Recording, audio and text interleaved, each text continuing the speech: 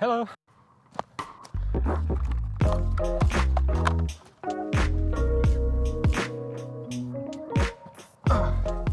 Now, I know that sometimes choosing between macOS and Windows can become a little bit tricky, and it was tricky for me too, but right now it's been some years that I'm using them both, and I just want to help you figuring out which one is the best for you and that meets your needs the best, so let's dive into it. And if you're asking to yourself, what the heck am I doing here? Well, I'm going to have some fun. Now, always when I have to think about what people have to choose or should choose in terms of macOS or Windows, what I usually tell to people is mouse and keyboard shortcuts. I think that it's true on Windows you can have your keyboard totally personalized, but the thing that keyboard shortcuts are studied for macOS first and for their keyboard, and if you pay attention on, for example, Adobe Illustrator shortcuts on an Apple keyboard, you see that these shortcuts are really easy to achieve and to do, whether on Windows you basically have to spread your finger across the keyboard to achieve some shortcuts, so I don't think that is ergonomic, and it's one of the first things that you have to think about. And if you think that keyboard shortcuts are not a huge point, a huge deal, because you can customize everything on both platforms, you're right, but not 100%, because let's think, for example, if you want to change your machine one day, or if you want to have and use someone else's computer, it's gonna be a pain in the ass, guys. You have two options. The first one is to remap all the keys, and it's super long and super annoying. And the second case is basically that your whole design process is gonna be super slow. So it's a huge point for macOS in this case.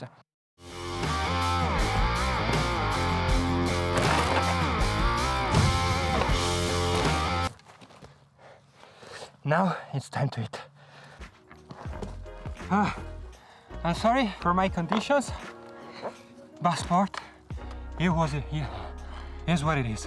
Second thing is basically that there are two categories here of people. The ones that track everything and the ones that buy the programs, the subscriptions, the good people. I'm personally a guy that buys everything. Like, I spend a lot of money in subscriptions and programs, etc. I'm suffering for that, but I think that is the right way to do, to give money to the developers of the softwares. And here I don't think that it's a minus for macOS, but if you go with Apple, you cannot crack anything. You can, but it's way more difficult than on Windows. On Windows you have millions of tutorials on how to crack basically every program, but on macOS it's harder, and 90% of the times the crack don't work. Yeah, macOS is not for people that crack everything. And I don't think that this is a minus for Apple, because I don't think it is. On the other side, if you have everything that you can crack on Windows, on macOS all the programs that you download extremely optimized for the system and for the microchips. And if you're a person that fully rely and think about the performances and the speed of every program and everything that you do, I can tell you 100% go with Apple's, because right now Apple devices, Apple machines are extremely optimized and powerful with the new chips, M1 Pro, M1 Max, M1 Ultra, everything. Go with Apple. Now it's time to eat.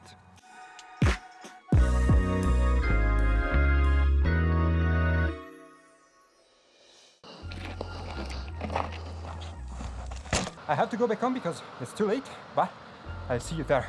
Whoop!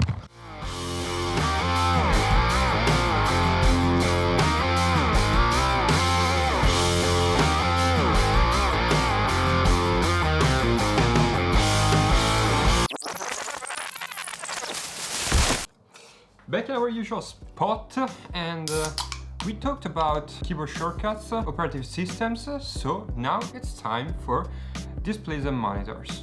Now, don't get me wrong, there are a plethora of options out there of monitors that are really nice quality with the display, with the colors, with the resolution. But the thing is that if you think about the entire package, design, quality of the display, resolution, all these things together, Apple, I think that is the best one so far. Yeah, you spend, and a lot of the times even more than the actual specs of the product, but you have to think that there is a lot of thoughts behind the Apple products in terms of design, build quality, because because the design is actually super good. And yeah, you don't get the QLED display, but you get a really nice display that works perfectly for what it does and what the specs are. There isn't a laptop that has the same built-in display quality as a MacBook Pro. It's a really nice thing to have when you rely only on your computer or on your laptop instead of having to buy another external monitor. And if you think that the MacBook Pro or a MacBook Air costs too much, imagine buying a laptop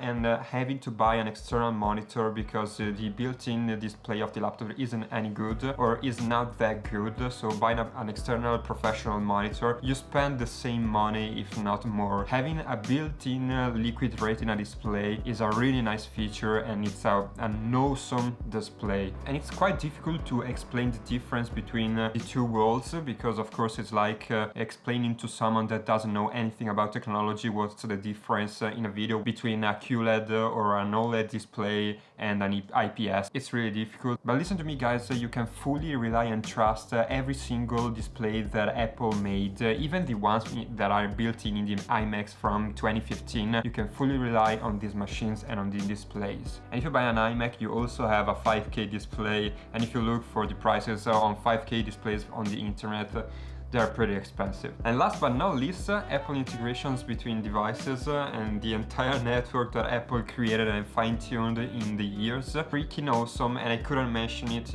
as an advantage for Apple. And it saves you a lot of time in your design process or creative process in general. There are hundreds of other functions that for us as creatives are super useful, that saves us a lot of time. For example, you have created something on your iMac, you can transfer it with AirDrop to your iPhone, your iPad, your MacBook Pro, for example, whatever you want, in seconds without losing quality, and it's super reliable, and I use it every day basically. Or another function is that you can copy some text on your iMac and directly paste them onto your iPhone or iPad or MacBook again. And another feature that I actually use every day is that I find some images on my iPad or on my iPhone, I save them and I transfer them on my iMac or MacBook Pro when I have to work on some designs, when I have to create mood boards, etc. I use my iPhone sometimes when I'm on my bed or I don't know, on the couch. I take the images and I transfer them on my iMac when I have to start working, and this is a super handy feature. Highly recommend you to use it. It saves you a lot of time. So that is all for me guys, and I hope that I'm helping you deciding which platform and machine to buy, whether it's an iMac